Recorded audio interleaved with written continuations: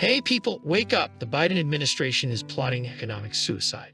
When you hear the crazy new plan to counter China, you will literally ask yourself the same question as America's leading financiers. Are they really trying to threaten the dollar on purpose? It all started 2 years ago when Russia unleashed its special operation against Ukraine. The US and its European allies responded to Putin's invasion by freezing more than $300 billion of Russian state reserves. The calculation was simple: to sow panic in Russian markets and, if they were lucky, to collapse the Russian economy from within. By cutting Russia off from the SWFT system, Washington hoped to strike fear into the hearts of Russian citizens, provoke banking hysteria, and ideally even throw Vladimir Putin out of office. On paper, the plan seemed promising, and when the Russian ruble actually collapsed after the invasion, it looked like the US plan would work. But then, surprisingly, the whole idea failed miserably. To date, more than 16,000 sanctions have been imposed on Russia.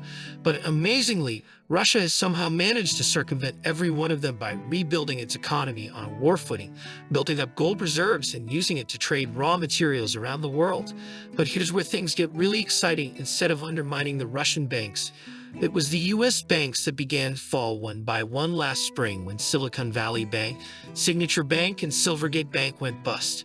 Many regional banks across the U.S. were on the verge of a similar fate until the Fed injected emergency loans to calm panic among worried depositors. But now Janet Yellen and the European Commission are planning to take the $300 billion frozen from Russia and transfer them directly to Ukraine. This, of course, would violate every conceivable norm of international law. But more importantly, it will show the rest of the world Western financial markets are no longer a safe haven for your capital.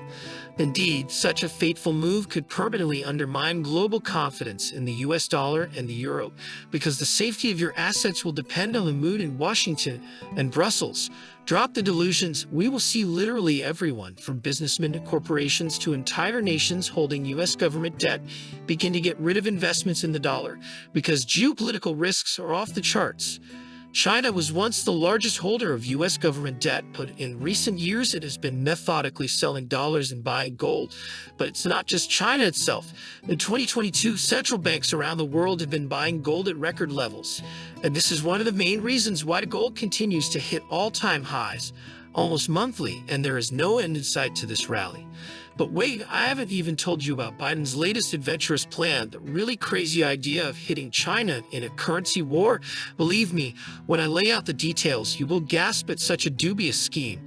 Some may observe that it should be easy to maintain decent relations with the US and the EU. Only outliers like North Korea, Iran, and Russia, which openly oppose Washington, have problems. But things are not that simple. African Business published a story a few months ago that the U.S. is now threatening Uganda with sanctions because of a new anti-gay law. So the conflict goes beyond countries at war with the U.S. Today, if your country does not share the ideology of the U.S. government, you can wake up overnight to a situation where access to the dollar is cut off to you. And it doesn't end there. Want to see just how crazy this can get?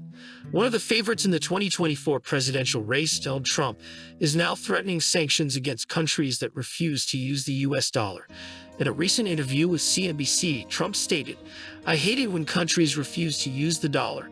I would not allow countries to abandon the dollar because when we lose that standard, it would be like losing the Revolutionary War." But regardless of what a former or current president broadcasts, the world is inexorably changing. A few months ago, the president of Indonesia said in a speech that their country needed to diversify dollar assets and bonds, noting, "Look what happened to Russia." That's why Indonesia, the fourth most populous country on the planet, formed a special working group on de-dollarization last year to promote the increased use of the national rupiah in bilateral payments and reduce dependence on the greenback. Not surprisingly, many countries in the global south and Latin America, Africa, and Asia are drifting further away from the US and closer to China. In fact, the global south should be renamed the global majority because 88% of the world's population lives outside the West. And it's no secret that a huge plurality of these countries want to see fewer sanctions and a loosening of dollar hegemony. But here's where the savory part starts, as I promised. I'm going to share with you the latest threats Washington is throwing at Beijing and how it relates to the future of global currencies. Last week, Business Insider reported that the U.S. is considering using the power of the dollar to stop Chinese banks bailing out Russia, but their plan could turn out to be a cannon shot at their own command. So what's really going on? Perhaps U.S. policymakers are looking closer at those 2020 numbers showing total trade between Russia and China at $107 billion. And now they see statistics for 2023 showing that trade between these two strategic partners has soared to $240 billion, an increase of as much as 124% in just 3 years. The U.S. government is clearly unhappy that China is increasing trade with Russia, but in fact, more than 85% of the world has refused to impose sanctions on Russia. In fact, one of America's key allies, India, has become one of the largest importers of Russian oil since the conflict in Ukraine began. Of course, this simple fact has had no impact on the decisions of American hawks. Last week, the Wall Street Journal reported that the U.S. is preparing sanctions that threaten to disconnect some Chinese banks from the global financial system. And frankly, this is where the U.S. government has completely lost touch with reality. Remember the saying, don't play with fire unless you want to get burned. This is the dangerous path that the U.S. leadership now wants to lead us down. First, have we learned nothing from the failed attempt to re-in Russia with over 16,000 sanctions? Apparently not. The sanctions have only strengthened Russian military power, and despite any financial infusion into Ukraine by Congress, there is no chance that this conflict will end in anything other than a Russian victory. And this is not my personal opinion or a reiteration of Russian propaganda. It is what almost all of the seasoned military experts in the United States are now openly saying. But now it's time to face the truth. Sanctioning Russia is one thing, but if the U.S. does sanction Chinese banks and disconnect them from international finance, they will literally do everything they can to accelerate the world's abandonment of the dollar. And let me explain this with one simple chart. In 2000, the United States had enormous leverage over the world because it was the #1 trading partner for every country on the planet. The United States reigned supreme on every continent and dominated trade with every major power.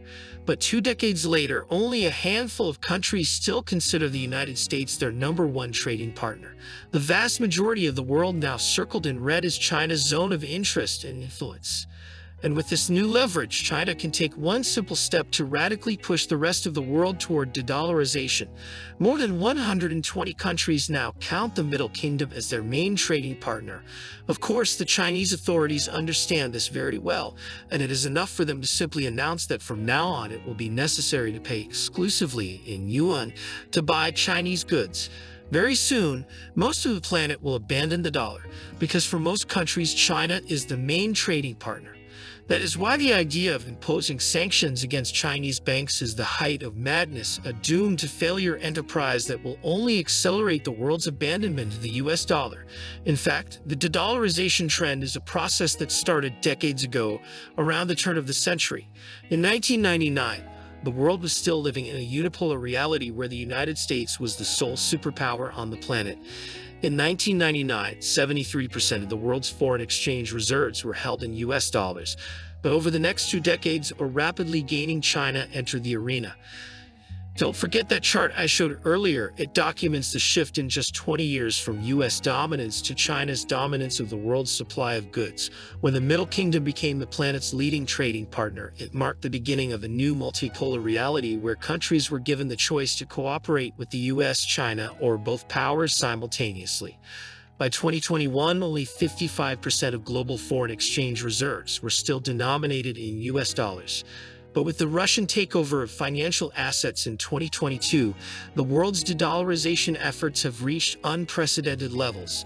By the end of 2023, less than 47% of the world's foreign exchange reserves remained in US dollars. The best quote summarizing the actions of the US government comes from economist Peter Sridhar. If those who run our country were deliberately trying to destroy the world economy, they would hardly act differently. But friends, that's why we study geopolitics and follow what's going on in the world. to always be ahead of the curve, learn lessons, and find gaps in the investment market. The main reason why Russia was able to avoid all 16,000 sanctions is that it accumulated gold and tied the ruble to this precious metal. And the reason is trivial: gold is the only asset that provides stability in troubled times. And at the same time, it is an excellent investment strategy. As always, thank you all so much for your incredible support, and I look forward to seeing you again in the next video. Don't forget to like this video and subscribe to the channel if you haven't already. I wish you prosperity, happiness, and wise investment decisions.